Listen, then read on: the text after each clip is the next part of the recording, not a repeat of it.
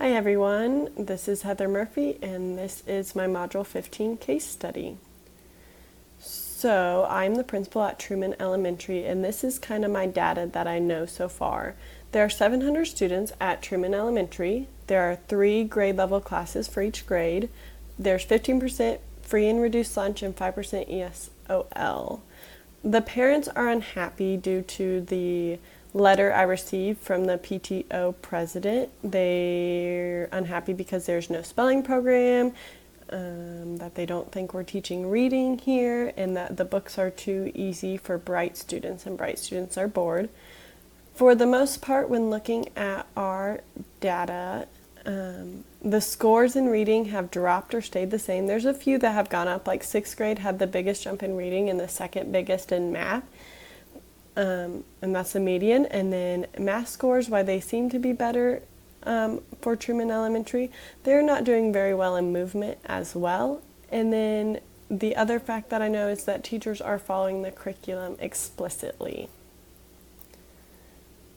What I need to know more of, I need more data on student performance. We only have data on one test that is taken at the end of the year.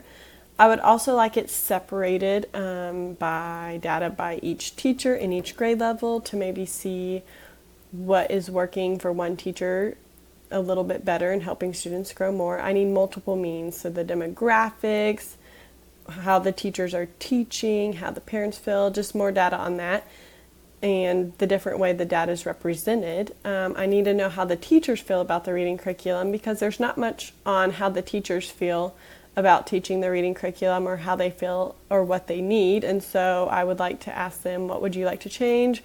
What would they like help with? The different teaching styles they like. And then I also need to know more parent concerns. We did get that letter, but I'd like to send out maybe something else to dig more deep into how they feel or other concerns that they have for our school. With that being said, then I identified the problem. I feel we do need a new reading curriculum and professional development on instruction delivery. I think instruction delivery is kind of our main focus, our main problem that we need to look at right now. The reading instruction is not aligned with recent research on what is effective, on the reading specialist said. So right now we're doing a lot of whole group. We don't really have individual plans. We're reading from Basil's. There's no enrichment. Phonics, we are not having enough time to teach it, or it's separated between specials and recess and lunch and things like that. And the teachers are learning new strategies on their own, but they're not really getting anything from us as a school or a district. And we could not be meeting the ESOL learners if we're following the curriculum explicitly, and that curriculum does not help teach ESOL learners. And then I also think we need more parent communication. I feel like that is a problem, especially based on the letter that I read from them. So after reviewing all my data and kind of seeing what we need to improve, I put in a plan of action. And so the first thing I want to do is collect more data on student performance. Like I said before, we only have one piece of data that we look at, and it's only taken once a year. I'd like to have a test or some kind of data that we get more knowledge on during the year so we can improve during the year as well. Then I'd go to the PTO meeting and discuss the parent concerns. I'd explain their understanding for the need to change and let them know that I feel this need as well and that we are putting steps into action, and I will communicate those steps with them so they know where we are at. Then I'd like to send out a survey to parents and teachers. Parents to get more concerns, and that way they feel open and honest with us since it's anonymous and they're not the ones at the PTO meeting saying, hey, why are we not teaching reading? And also to teachers to get feedback, because the teachers are the one that has to teach the students, and so they should have kind of a say or at least be heard on what they think needs to be helped. And then I'd like to analyze that data once we get it all back in the data that we already have so we can start our plan right away. I want to create a leadership team. I do not want to analyze the data all by myself because I might miss something. If they need professional development to feel confident in analyzing the data, then I would definitely get them some professional development day.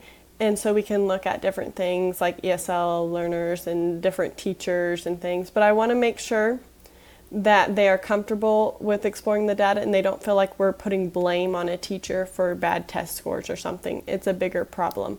And so I would share the data with the whole staff and we would create the goals for ourselves together. I want to make a data culture. And so I'd use the CFIP with the asking the questions and doing team analyzing and things like that. That way we are all comfortable in discussing the data and make sure it's not kind of a blame game. We just want to get better and help improve our students. So where we want the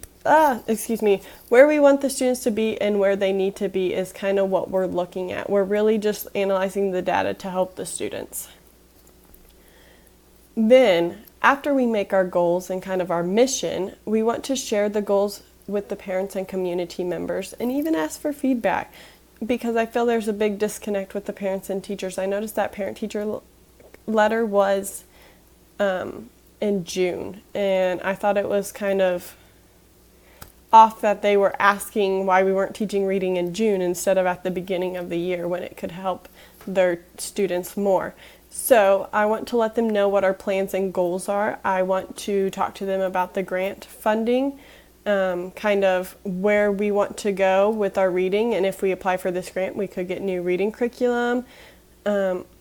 We can talk to the board members at the board meeting and the community members there and kind of explain our plan. That way everyone knows what we're doing, and also discuss it with my community team, with community members in our community. And then I'd like to set up professional development days, strategies for teachings in different ways that can help the teachers. The reading supervisor put on my notes that this individualized plan could be a major shift for some teachers in how they are teaching, so I definitely want to give them the support that they want. And I'm also going to look at those surveys, because I asked what do they need the most help in, and make sure professional development days kind of base around the teacher's answers as well. I'm going to apply for the grant, free money for better research-based curriculum. I have to make a proposal to the superintendent because he has to agree or write a letter saying that he is with us in getting this grant for new reading curriculum. And I want to create a research team to analyze their reading curriculums and find the best one to match our needs. Then I'm going to implement it into the classroom once we figure out our plan and our goals and what we need to do, which will be more small group or individualized plans. Also allow more time for phonics and maybe not have it chunked up in different groups, maybe keep it a whole block for them. And then I'm also going to have the reading supervisor support our teachers since she is there and help them in the classroom until they feel more comfortable. And then I'm going to make sure there's planning time allowed to analyze the data and its effectiveness so we can keep growing and keep changing our plan so it meets the students' needs, and share those results as well so our communication is open. So I'm going to kind of follow the continuous improvement plan in creating my own plan. So my strategies for implementing my plan is I'm going to use the continuous plan of study framework. I'm going to create leadership teams so I'm not the only one analyzing the data. I'm going to try and create a data culture school, and so our teachers feel comfortable analyzing the data and helping our students. I'm going to have professional development days and support from the reading supervisor, and I'm also going to keep that communication with the teachers, parents, and community members open, talk to them about the grant, what our mission, what our next steps is, and where we're going so that they feel more involved in our school. My plan is going to benefit our students because it was created to promote a positive and constructive feedback from parents, teachers, and community members. So it's going to create a positive school environment, not one where the teacher or the parents have to feel like they have to write a letter to the principal, but that the teachers will be more open to communicate with the parents as well. And so it just creates a better positive environment for all of us.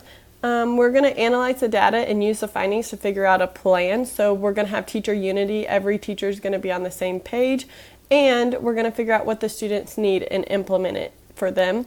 We're going to help teachers with their instruction delivery so they can go to more research-based instruction.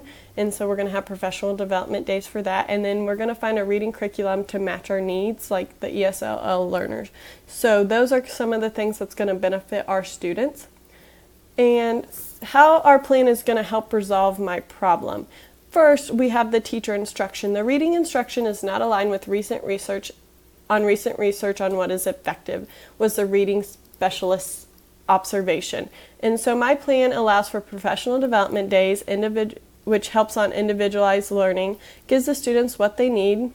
It has enrichment and slower pace, and so it's just going to really meet the needs of the student. My plan also hits on language arts. Research has found that you have to teach phonics for kids to learn how to read, and it doesn't seem like we're doing that, was what the PTA letter said. And then 1 hour of language arts instruction is inadequate, said the reading supervisor. So my plan hit on those. We're going to get new reading curriculum and instruction, and we're allowing more time for language arts as well.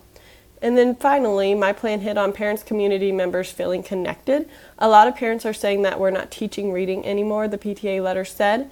And so my plan made sure to have positive communication between home and school. We're going to be open about our missions and goals, and we're going to go to the PTO meetings to make sure that they kind of know what's going on, and I'm very open and honest with them as well. And finally, to have our plan be a success, we are going to try to implement new reading curriculum. 4 grade levels had a positive correlation from 3 years ago to last year, as you can see on my chart right here. But there's not big improvements. They kind of, even though there's some going up, we're not making as big as gains as I want to. So my plan has us applying for the grant, or we are focused on more individualized learning, small instruction, and supporting the teachers, getting the students what they need, more instruction time, enrichment, and diversity for the ESL learners and everyone else that's having difficulty with this old reading curriculum to help the students grow. So when I was creating my plan and looking at the data, some of my thoughts was there was not enough data. We can't just kind of base it off of one score. We need multiple means of representation. I was also wondering why we had a disconnect with the community members and kind of why they weren't a little bit more involved with what our teachers were teaching, and then why our scores were going down. And so I wanted to kind of figure that out. And I was feeling embarrassed by the lack of communication between parents and community members in our school. But I did feel hope as well that we can turn this around. With analyzing the data and looking at it, we are taking that step to making our school better. We as a school are not doing enough to help our students as well. And then I value our students and want them to succeed, so we have to change something. And then also I value our parents for speaking up and saying, why aren't we teaching reading? So those were kind of thoughts and feelings I was valuing. And some unresolved issues that we still may need to look at is rearranging the schedules. The reading supervisor said language arts is not always in one block, so that's something that we need to look closer at. Data, ESL program, school environment, student behavior, just multiple measures of data. We don't really have a lot of data right now, so I'd like to continue to grow and get more data. And then choosing a reading program, one that fits for everyone, and then what if we don't get the grant, kind of our next steps there. I engage with families and community members by going to the PTO meeting and discussing the concerns and getting feedback, having them take a survey to get feedback as well, sharing our goals with the parents, and speaking at the Board of Education meeting to discuss our plan of action about the grant. And then I met with the community team to get insight and feedback from them. And I also opened communication like class tag or social media page to kind of keep the parents involved with our school.